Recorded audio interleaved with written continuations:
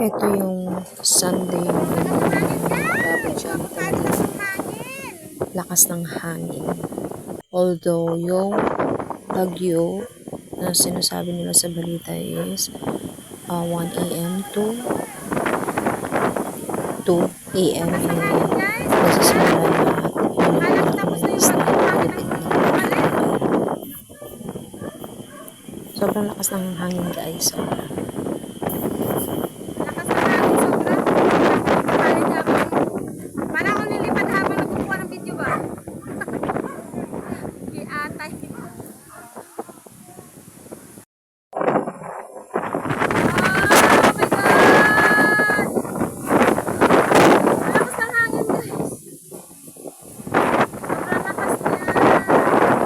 Liliparan tuloy yung bubong. Bubong ng kapitbahay namin guys. Lumipad na. Ayan. So naririnig niyo yung mga kalantog, mga bubong yan. Sobrang lakas na. Ay, Lord. Bakit naman ang lakas ng hangin?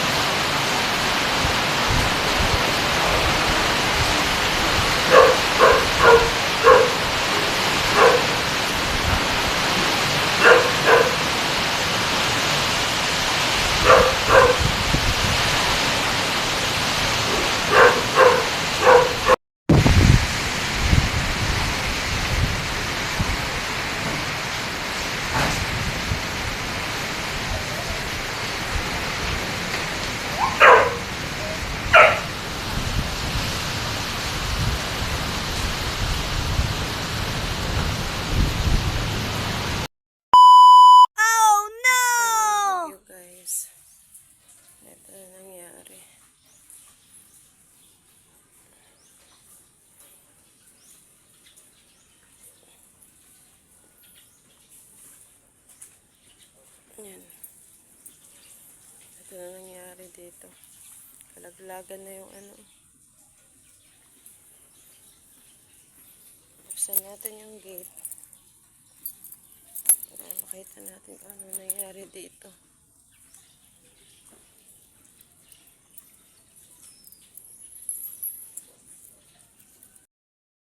Yan guys, ang nangyari dito. Oh. Wow, ang dumi. Ang dumi ng ating paligid po. Sobrang lakas kasi ng hangin kagabi talaga. Yung ulan, naulan man, pero hindi ganun kagrabe. Naulan siya, pero hindi ganun kagrabe. Yung hangin ang sobra. Kaya papunta pa kami mamaya sa bukid kung ano nangyari doon. In the meantime, ito talaga yung nangyari dito. Ang dami naming lilinisin.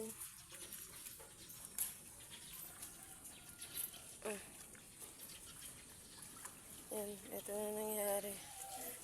Yung kotse punong-puno ng dahon yung nililinis ngayon. Galing dun pala yung mga puno sa ibayo. Oh, look at this. Sa lakas ha, malakas yung hangin na ano yung mga tanim namin, yung papaya na halos matumba na. Lahat ng okra na sa baba na lahat. Yung mga nyog. Nagtanggalan na yung mga nyog, naglalaglagan yung mga nyog oh. Hindi pa siya magulang, nalaglag na yung mga ano. Hindi naman siya ganun na ano yung mga puno. Ito nabuwal yung puno ng mangga na ito eh. Pero hindi siya kaganon kagrabe. Hindi katulad last year na grabe talaga. Kung nagsama siguro yung lakas ng ulan at lakas ng hangin. Sobra ano na po, wala na oh. Yung okra nakahimlay na. Yung papaya na himlay rin, yung iba.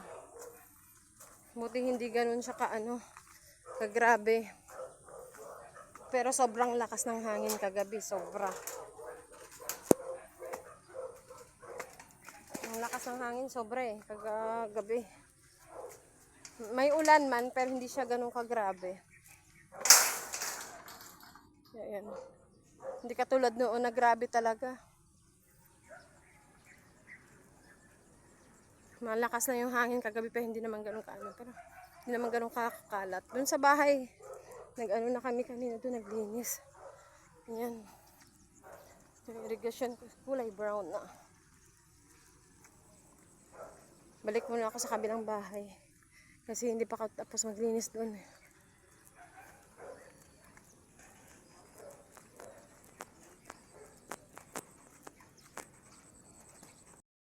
Ayan. Hindi naman siya ganun kagrabe. Hindi katulad noon. Kasi bago pa yung bagyo, na yung mga tao, nag-prepare na talaga yung mga tao, yung mga puno. Yan, hindi naman siya ganun grabe ang nangyari, guys. Although sobrang lakas ng ulan, may ulan din siya pero mas malakas ang hangin, pero hindi siya ganun kagrabe. Kasi not last year, sobra talaga, lahat ng puno yan makikita mo dito. Naglalaglagan na, natutumba. Kaso lang, nakaprepare yung tao na mga puno, inano na nila, yan, pinutol-putol na nila bago pa dumating yung bagyo. Kaya hindi siya ganun kagrabe. Ayan yan. Ayan, pinutol na ng mga tao yan bago dumating yung bagyo, kaya hindi siya ganun intact yung Tingnan mo yung mga bahay ng mga nakita nyo sa bubong na yan, yan. Nilalagyan nila ng mga maraming bato. Yung mga bubong nila. Kasi sobrang lakas talaga ng hangin. Yung hangin ang malakas kasi, guys. Yung ulan, medyo lang yung ulan. Yung hangin ang sobra. Akala mo sumisipol yung hangin kagabi. Kaya wala rin akong halos tulog kasi nga hindi ako makakatulog pag pag blackout. Gusto ko may dim light. Hindi ako nakakatulog pag sobrang blackout, madilim ang paligid. Kaya naglalakad ako papunta sa kabilang bahay. Thank God naman at hindi ganun grabe ang nangyari. Kasi prepare ang mga tao, pinulak talaga ng mga tao yung yung mga kahoy-kahoy. Kasi alam na nila mangyayari. Kaya ngayon, medyo may ulan. Hindi lang medyo, maulan-ulan pa talaga. Pero at least wala na siyang hangin. Hindi, not like kagabi, naggrabe talaga yung hangin. Sobra. Tingnan mo yung bahay-bahay dito, nilalagyan nila ng hollow blocks. Yung bubong kasi baka tangayin yan. Papunta yan dito. Galing ako sa kubo, diba? Papunta dito sa bahay. Malapit lang naman. Nalakarin mo lang yung nangyari. O yung mga medyo pa siya, marumi. Kasi nandyan pa yung mga kahoy-kahoy. Mga kalat ba sa daan. Hindi pa natatapos linis. Yan, natumba na yung kahoy para ng kapitbahay namin. Yan. Medyo yung iba nakapaglinis na sa labas, kami hindi pa. Ayan, dito malinis na. Ayan na. Nalinis na. Kahit pa paano nalinis na siya. Ayan. Nalinis na siya kahit pa paano. Nasabuyan na ng tubig ito Ayan. Ang dami, sayang ito. Ang daming daming nalaglag.